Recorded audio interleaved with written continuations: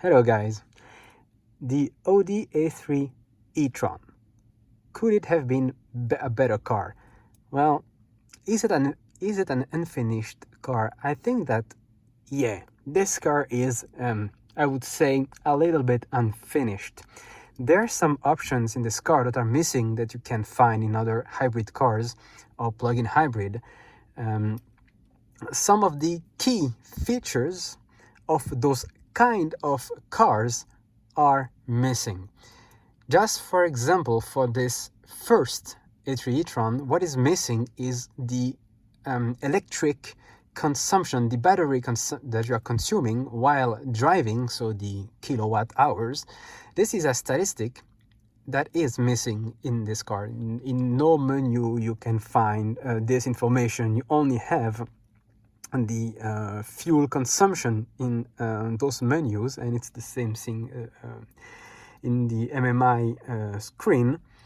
And so I don't really understand what they did, because they did not show it in the car, but you are able to see it in the Audi application on your phone if you have the correct application. Because as I said already before, you have, or they had 3 Audi applications and only one was able to show you the statistic of the consumption of the battery, which was actually great because it was able to give users the if you know the way they are driving, the modes they are using in the car, is it really efficient or not? Because sometimes you have like a very low battery consumption because you drove in a certain way, or you did not use the heater and everything, but and if you don't use them, well, you have a lower consumption, but everything is missing in this car. I really don't understand. It shocked me because at the time this car came out,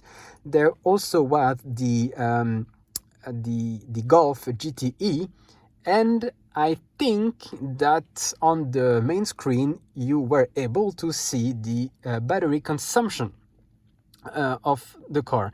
And it was quite interesting because at least you can try to drive in a more efficient way, because you clearly see that you are, for example, not driving as efficient as you could. So this is the first thing missing, is the battery consumption. Now the other thing that is missing is the B mode that I explained in some other videos, and the E pedal. It depends now, they call it the E pedal, the B mode. So as long as you just unpress the gas pedal, the car will regenerate the battery, and this is something that is clearly missing.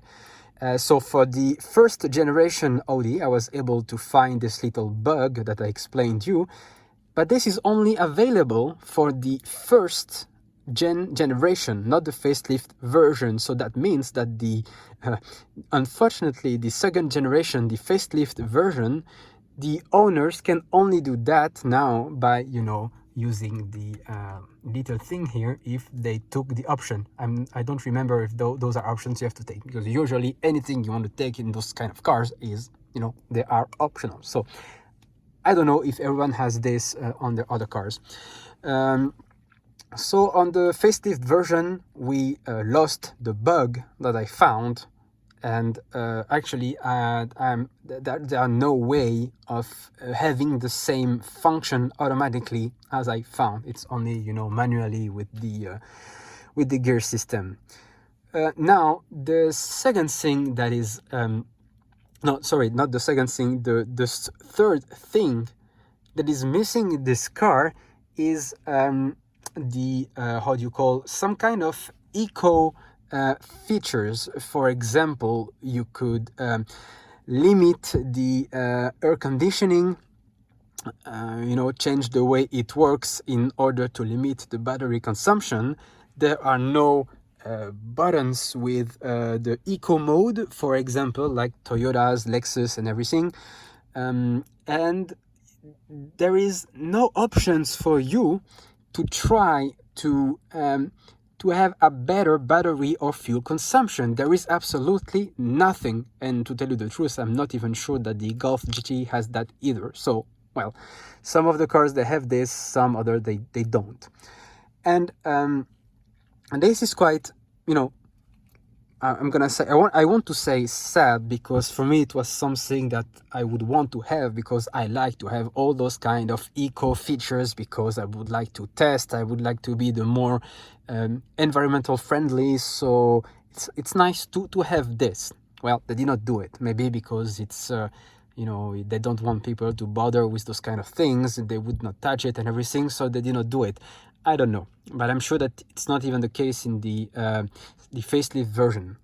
Now, the last thing that is another thing that is missing, the fourth thing that is missing in this car is the it could have been part of the eco mode features, functions, I don't know what. It's the Audi Drive Select. I have never seen, if I can maybe show it to you. Now I don't remember where it is actually. Maybe if I just go there, okay, and I go here, I don't even know how it works. I forgot now. Okay, so no, it's just in front of us, sorry. So all these kind of modes, there is nothing. There is nothing. If you go into the individual mode, for example, this is just to show you what kind of features you have. It's only this steering or the adaptive cruise control. Those are the only functions, and it's not even related to to features that could help you improve your fuel or battery consumption efficiency. There is nothing. Some people have said, I have read, that if you'd like to have this, you have to do that in the Audi Drive Select. You have to choose the comfort. If you want to have some better economy, you can choose the dynamic if you want some kind of sportiness. But no, there is nothing, none of this works. So I'm not even using it. I'm just on automatic, because it just changes, it especially changes the steering wheel sensitivity on the highway or in the city, but that's all. There is nothing. And I think that you pay this option for nothing.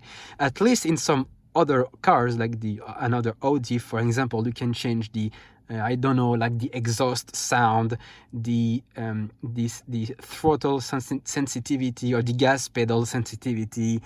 You can change a lot of stuff that I don't even remember. The suspension, if you have the option. Unfortunately, this e-tron is the only car of the Audis that you cannot have the dynamic suspension.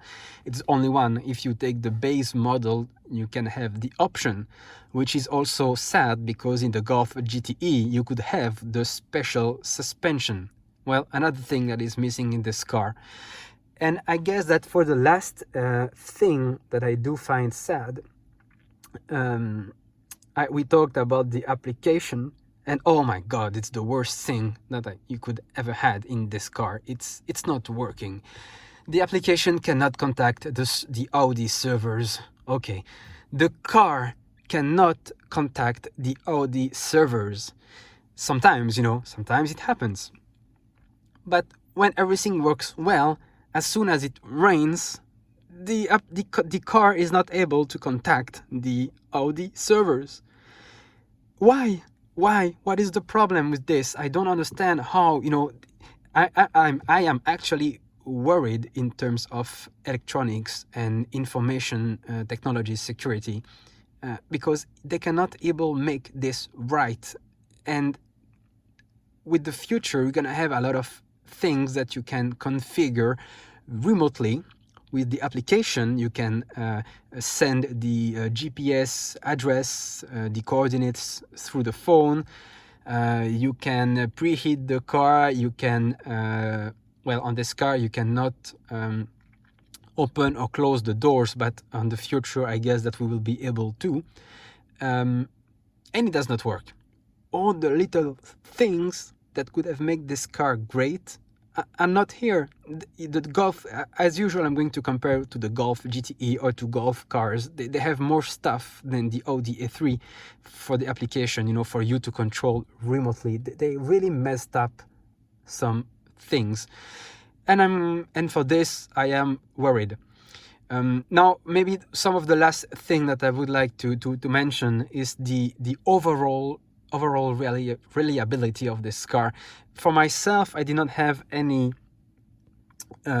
big problems with the charging, with the battery. Everything works well for me, but for other people on forums, I have found that they had a lot of problems of reliability with the charging, with the battery, with also some cars completely failing, even new cars. So anyway, and I'm sure that this car is not the first one they have made. They have made an R8 e-tron, a Q7 e-tron, you know, a long time ago, and then they had the A3 e-tron, and now we're gonna have more like the Q5 and everything. So I hope it will be better, but there are things that are clearly missing in this car. And I had a last thing to say, but now I don't even remember. Well, anyway, maybe it's not important. I think that no, nothing special missing otherwise. Well, it's already a lot of things for such an expensive car. It's too expensive, really. This car is too expensive for what it is.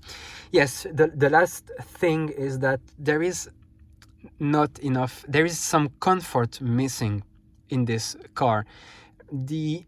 Sometimes when it changes from the electric mode to the fuel mode automatically, there is some kind of, you know, a big push, because suddenly the engine engages in the gear and it has to, you know, the clutch, it's like the clutch suddenly goes, you know, to close itself, and you have some kind of, you know, a big push like this, and it's not comfortable.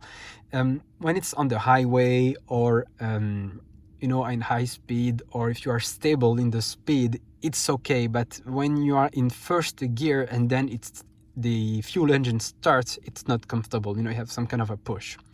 Another thing that I had is